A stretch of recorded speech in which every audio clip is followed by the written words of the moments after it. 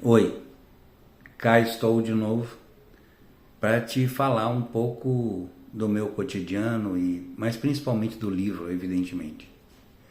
Hoje eu estive com meus irmãos, minhas irmãs, amigos e amigas, cunhado e cunhadas e falei um pouco sobre a situação do livro que eu quero dividir contigo.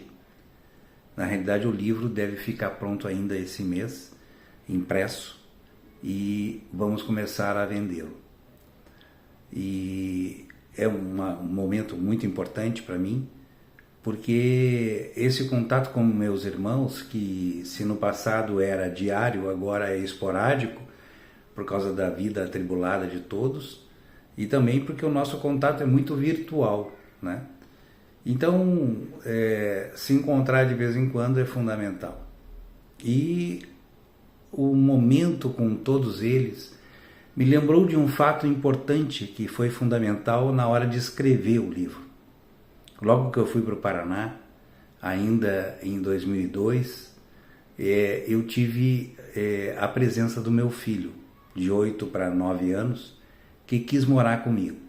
Ele foi para o Paraná, foi para Maringá, e lá eu recebi meu filho e foi ao mesmo tempo que um grande desafio, o meu filho Vinícius, mas foi uma bênção. E eu explico por quê. Talvez ele nem saiba disso, nunca tenha passado pela cabeça dele isso, mas ele me lembrou todos os dias que eu precisava ser pai. E nós não nascemos com conhecimento suficiente para ser pai.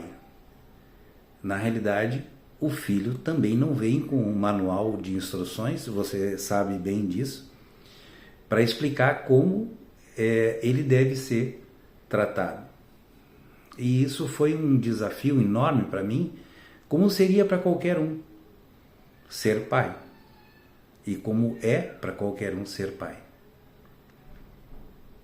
Ele me lembrou todos os dias que movimentos eram necessários fazer, que ideias eu tinha que ter e como eu deveria me comportar.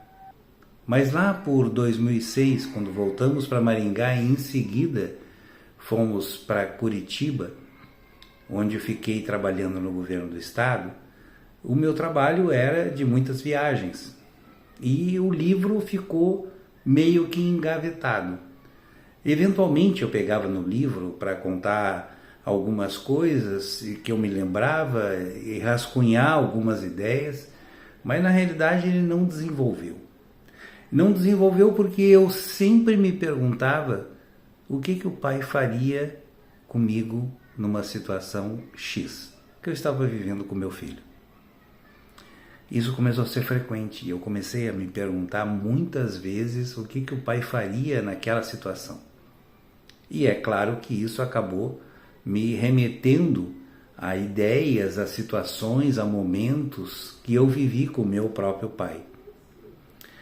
Até que um dia, em 2007, eu me levantei num domingo, fiz café e tive a seguinte ideia: eu vou escrever o livro na primeira pessoa. O primeiro livro tinha sido escrito na terceira pessoa, ou seja, eu narrando a situação, os fatos que ocorreram com meu pai. E aí em 2007 eu tive essa ideia de eu mesmo narrar em primeira pessoa como se eu fosse o pai. Ora, eu tinha mais ou menos 80 páginas já escritas e comecei então a reescrever.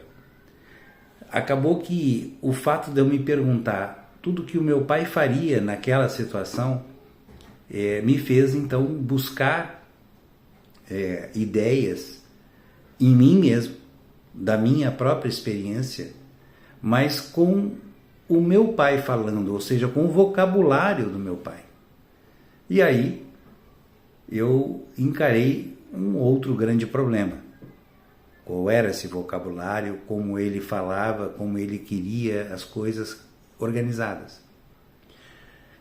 E esse processo de reescrever o livro, porque eu já tinha 80 páginas prontas, me fez perceber da importância da minha família. Entre 2007 e 2010 fiquei em Curitiba.